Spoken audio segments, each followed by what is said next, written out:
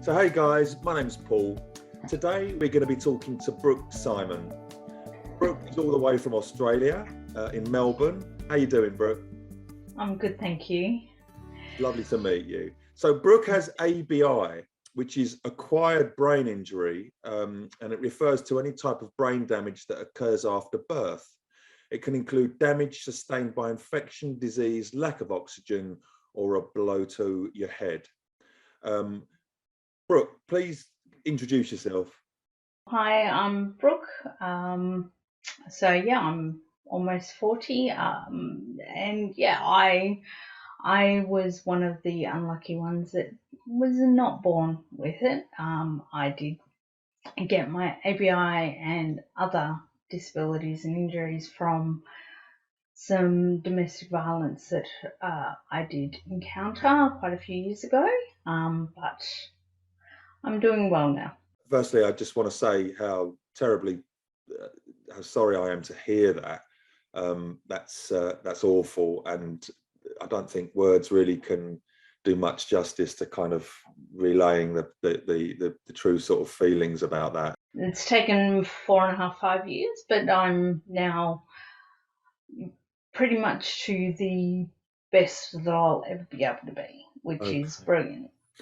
Well, Brooke, listen, can you just obviously just touch on your health conditions now, please, and you know where you're at?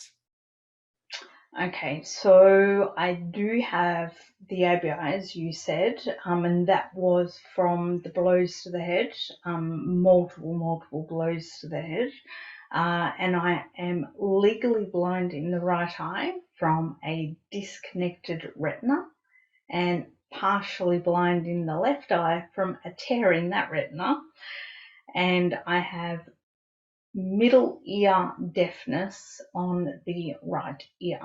So I do need to wear hearing aids to assist me with my phone and things like that.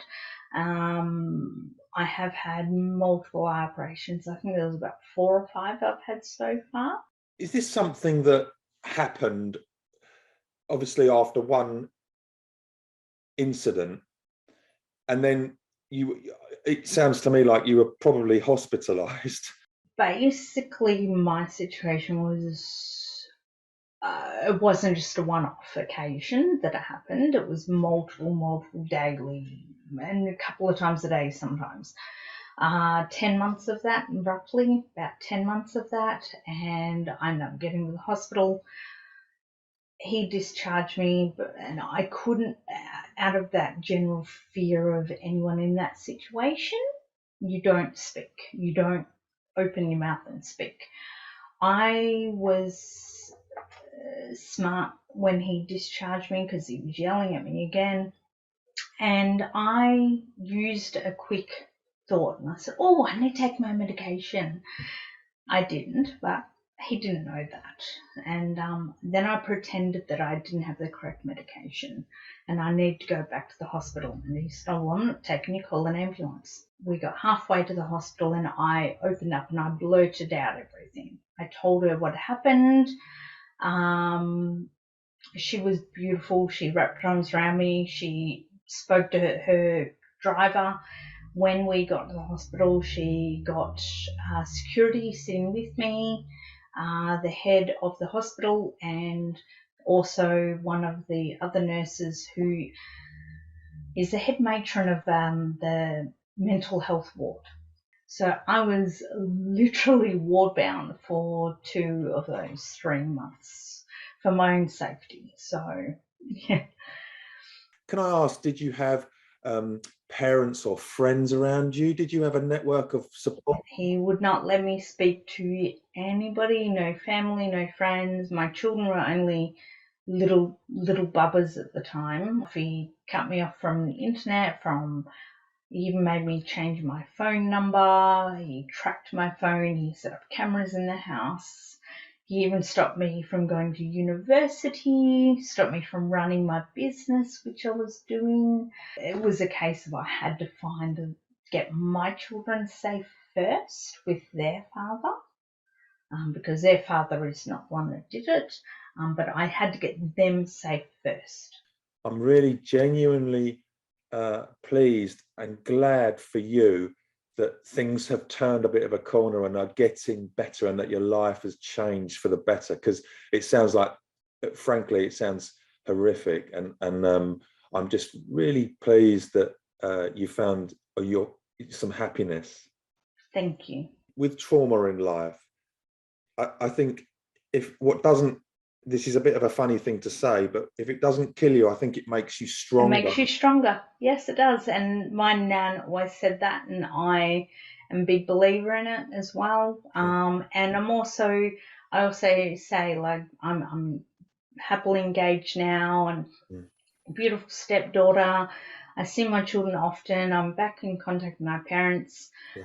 So the way I say it is, while something bad happened, I now have the silver lining. Yes, it kind of makes you appreciate what you've got and life, doesn't it? You know. Yeah, definitely.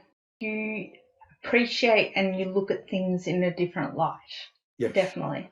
To begin with, then, how did that really impact you on a day-to-day basis? The biggest thing, which I probably struggle with the most, being I ran a business and was a university student before I got injured, my memory loss.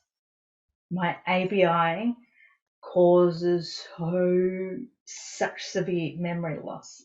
I have literally my office around here, I have like notice boards everywhere and notes on my phone, and thank goodness for smartphones now, because everything's a note and a reminder, and because the memory loss is so bad for me. Can I ask you how long it took to get diagnosed? Was it something that was immediate, or did it take a time? So we took CTs, MRIs, and a lumbar puncture, and brain scans, and every other possible scan you can think of, and x-rays, because I did have 2 broken ribs and broken nose as well. Within the 12 months, they had full diagnosis on all my issues and booked me straight in for surgeries and everything else. So day to day, how are things now? Things are pretty good. Like, probably in the last 18 months, I really started being able to cook and do things like that a lot better than what I could. I do still have to be careful, but I have been able to adjust. But can I just ask you a little bit about your mental health? Just touch on it. Anxiety from this experience, and even prior to it coming to a head, I would imagine that you would have experienced, real anxiety and concern. Can you just talk a little bit about that, please? Most times I notice an issue with anxiety is when I'm on public transport, when I'm on a train travelling into the city, or when I'm walking around the city, because I know the person that hurt me is still walking through. I have learnt to live with my anxiety. Some days are worse than others. Like, if I meet somebody by the same name, yep, I do have a bit of a stomach where I go, oh, yeah. But I have got better. This happened back in 2017. I noticed that you're wearing a sunflower. I've got a few of them on, actually. I have my bracelet, I do have my pin, and I do also wear the lanyard. Is it recognised? Does it help you? I do always wear the lanyard because it's got my train ticket on it as well. So I always have it on. My kids are aware of what it means, because they often ask, what's the sunflower mean, Mummy? So I tell them, and I wear the bracelet also when I'm at the gym. Do you feel personally you need a visual indicator to help? Yes. Again, I don't know about where you are, but here on our trains here, we've got specific seats that are set out just for elderly, disabled or pregnant. I feel it's definitely at times, as the saying, as it states, hidden disabilities, because someone might look like they're perfectly fine, but it's not always the case. Yeah, Not always absolutely. the case. What you've been through is incredible, and I'm just interested to know if you were to give a little bit of advice, summarised, what would that be? I just play music. I filter negative things out. When I'm at home, I started this one in hospital. The nurse is got me under this one. Mindfulness colouring. Yep, the old-fashioned colouring pencils and colouring book. Yeah. What about to someone who is experiencing what you experienced earlier on? What would you say to someone? That is a really hard one because, I mean, I was always, back when I was young, before I was encountered anything like this, I was always thinking, oh, just leave them if you're in that position. It's not always easy. So it turned out the teachers' parents at my daughter's school noticed a change in me. Noticed I didn't take pride in the way I dressed. I didn't put makeup on anymore. I didn't do my hair nice anymore. I didn't speak anymore to anyone. I was just in, out, kept my head down. That was a trigger for them. They knew that something wasn't right. And they actually went to the police. Being a person in that situation, it's a difficult one to get out of. It really is. Because no one knows what situation they're in. No one knows what barriers or anything like that. In my mind, I had to get my children safe first. I say to other people, look out for signs for people that you know.